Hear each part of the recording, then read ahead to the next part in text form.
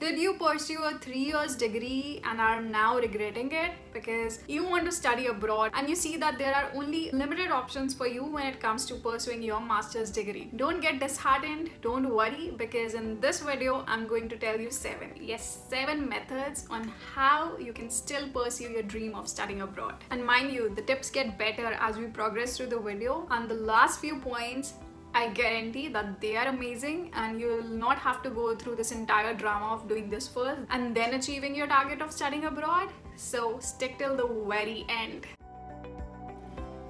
Welcome to Bani Abroad. If you're new to this channel, I make content on studying and settling abroad, which will give you an edge. So make sure that you smash that subscribe button and do that right now. Also, if you need help with your university or college applications, then look no further because I do provide that through my consulting service Collegiado. The link is in the first comment as well as in the description box. Now let's talk about how you can fulfill your dream of studying in Canada or any other country despite having 15 years of education. So talking about the first way.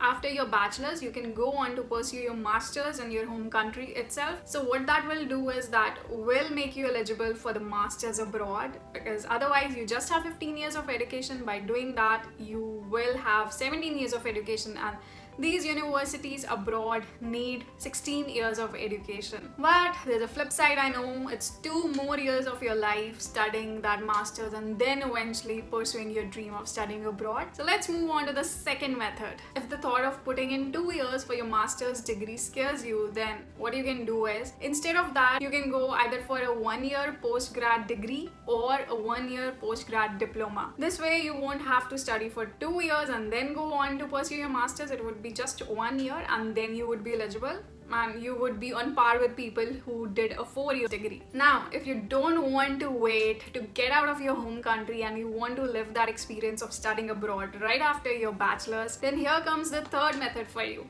So what you can do is, instead of pursuing another year of education in India or in your home country, what you can do instead is that you can pursue a 1-year PG diploma wherever you want to study and then apply for your master's. Of course, this would cost more money because education abroad would be more expensive, right? So if you feel that this option is not for you, then I have another method, the fourth method for you. So what you can do is that you can pursue a 2-year PG diploma, get your PR for all those who want to come to Canada, and then pursue your master's or your MBA at half or 1/3 the tuition fee, because then you would be eligible under the domestic tuition rate and you won't have to pay loads of money to your university. Now, if you feel that the previous 4 points did not make any sense for your situation, then don't worry, I have something for you as well. Here comes method number 5 for you. So you will have to go the extra mile. You'll have to email or call the admission officer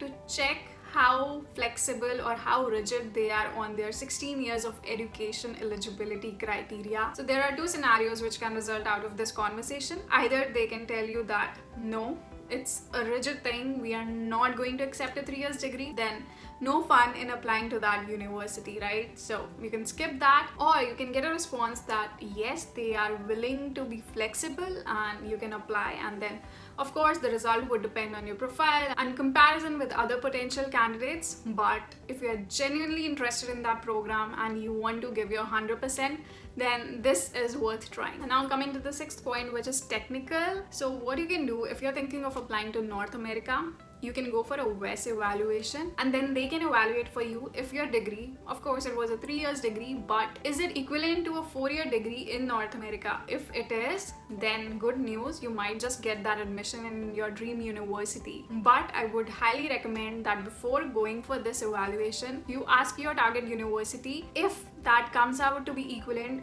would they entertain your application? If they say irrespective of what WES comes out with, we are not going to accept you, then there's no fun in wasting your money on the evaluation. So this is another alternative that you can give a shot. Now coming to the 7th and the last point. This is a point which will help you escape all the drama, and that is, a few universities have started to accept a 3-year degree And some universities have this condition that if you have 1 year experience on top of your 3-year degree, then you can submit your application, and if selected, you'll be granted the admission. So there's no going that PG diploma route or first pursuing masters and then pursuing another masters in another country. So first check the eligibility criteria for your target universities, and you might just get lucky. That university might not have that 16 years of education drama. So you can find that on the admission requirements page. I hope that you got to learn something new from this video and this was valuable to you. If it was, then don't forget hitting that like button and smashing that subscribe button and